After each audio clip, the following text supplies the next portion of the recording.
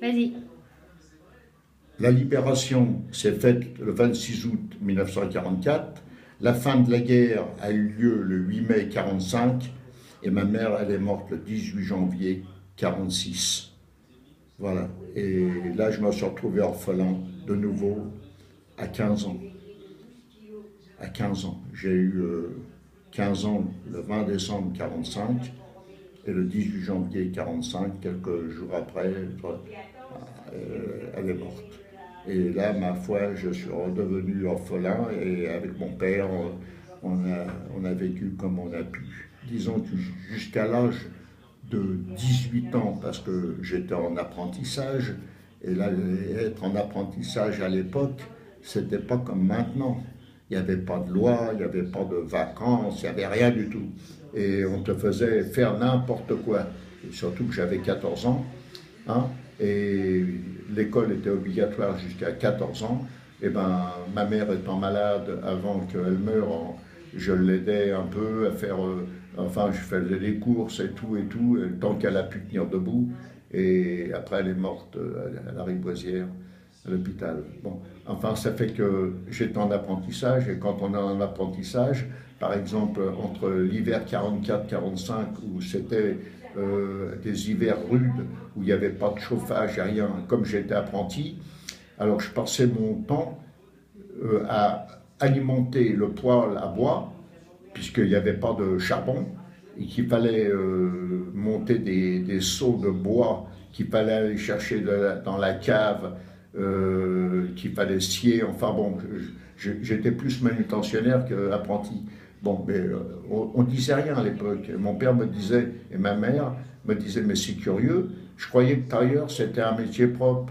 Tu rentres comme un charbonnier. Alors je ne voulais pas leur dire que je passais les deux tiers de la journée dans la cave à monter des seaux de bois pour alimenter ce poêle qui était un gros poêle, une bonbonne en fonte avec un gros tuyau au milieu, et ça mangeait sans arrêt.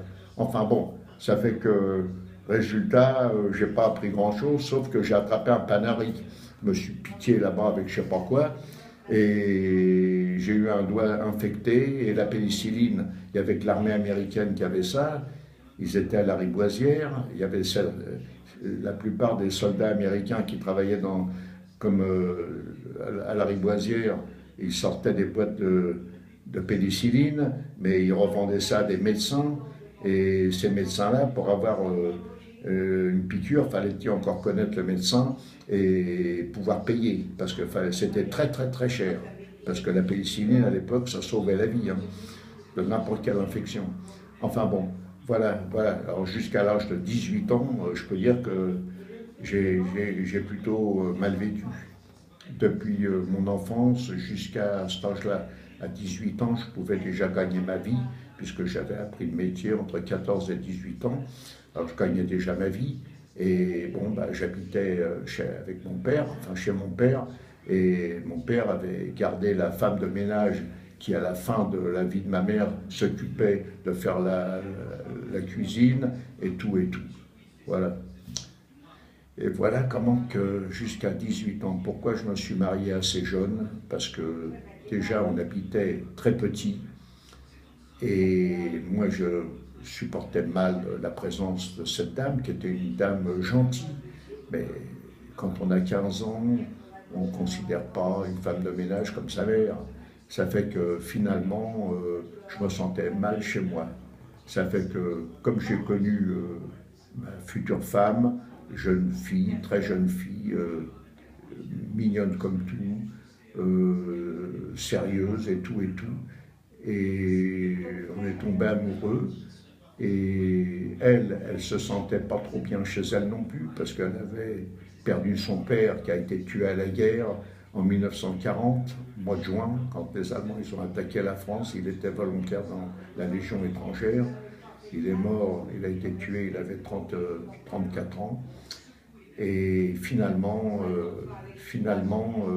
elle se sentait pas trop bien, et puis j'ai l'impression que sa mère voulait un peu se débarrasser d'elle, mais de toute façon, personne ne m'a obligé, personne ne l'a obligé non plus. Mais enfin bon, on a eu la chance que sa mère avait mis de côté un peu d'argent en tant que pension militaire de son mari. Elle était veuve de guerre et cet argent a servi pour prendre un logement en reprise. On habitait au 52 rue Piat. Et là, c'était un logement qui avait été repeint, qu'elle avait tout fait. Mon père a payé les meubles et ma belle-mère a donné la reprise, elle a fait les travaux et on a emménagé dans un petit logement. Je peux dire que c'était presque à envier, tellement c'était bien. Pourquoi? Parce qu'il y avait les water à la maison. Et ça, les water à la maison, c'est un luxe à l'époque. Un luxe. Celui qui a l'âge du passé lointain, il sait que avoir les water chez soi, c'est un luxe. Je ne parle même pas de la douche, mais les water. Eh ben, quand on disait qu'on avait un logement avec les water, les gens ouvraient des grands yeux, tellement c'était important. Eh oui.